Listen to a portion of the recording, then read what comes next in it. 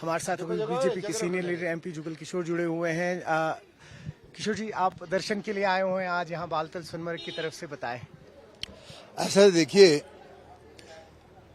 बाबा अमरनाथ जी की यात्रा के लिए देश भर से लोग आ रहे हैं।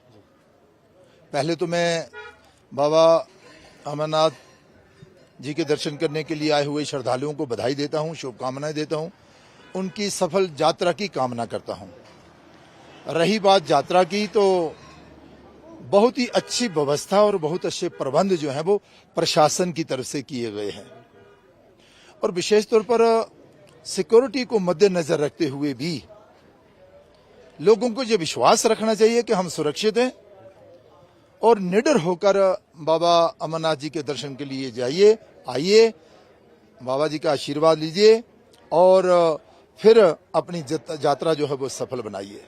इस समय हम बालटाल में पहुंचे हैं और हम देख रहे हैं कि जहां पर वो जो लोग लंगर की व्यवस्था करते हैं, इस बार उनका भी बहुत बड़ा सहयोग है और जो प्रशासन है, जो जिला प्रशासन है, जिला प्रशासन का भी बहुत बड़ा सहयोग है।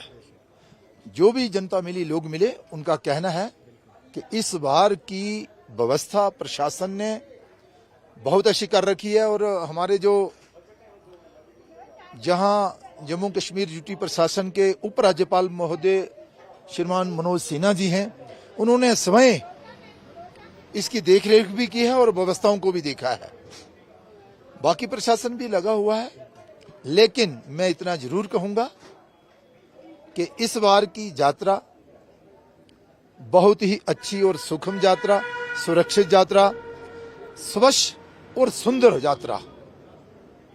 और आप देख रहे हैं कि इंतजाम जो है, व्यवस्था जो है बहुत अच्छी कर रखी है और मुझे भी लगा कि काफी देर होगी जी अमरनाथ जी के दर्शन किए हुए, तो मैं भी अपने परिवार के साथ इस समय अमरनाथ बाबा बर्फानी जी के दर्शन करने के लिए आया हूं। मेरी धर्मपत्नी उषा जी हैं, बेटी पल्लवी है, बेटा विपुल है, मेरे मित्र चंचल जी हैं और बाकी सारे लोग आए हैं। हम कोई 10-12 लोगों का एक ग्रुप है। तो इस बार पैदल जाने का एक अलग सा नजारा रहता है। लोग हमें कह रहे थे कि भाई इस बार हवाई यात्रा नहीं है, हेलीकॉप्टर नहीं है, लेकिन हेलीकॉप्टर हो या ना हो, यात्रा कभी कम नहीं हो रही है, यात्रा बढ़ती जा रही है। हमें आनंद आएगा पैदल यात्रा करने का। और बस एक आखिरी सवाल, आपने उपराज्यपाल जी का जिक्र किया है, वो भी आज बालतल में है। आज एक जो यात्री निवास है उसकी इनॉग्रेशन हुई है बालतल में। आने वाले वक्त में वादा किया गया है कि नुनवन बेस कैंप जो पहलगाम है वहां पे और बिजबिहाड़ा में और जम्मू में भी एक इसी नौयत का एक यात्री निवास दिया जाएगा। ऐसे देखिए, जगह जगह बेस कैंप बनाए गए हैं यात्रियों की सुविधाओं के लिए। विशेष तौर पर सबसे बड़ा बेस कैंप जो है वो भगवती नगर जम्मू में है, जहां से यात्रा का प्रारंभ होता है और उसके बाद फिर यात्रा जैसे जैसे बढ़ती जाती है और बेस कैंप भी आगे आगे बढ़ते जा रहे हैं।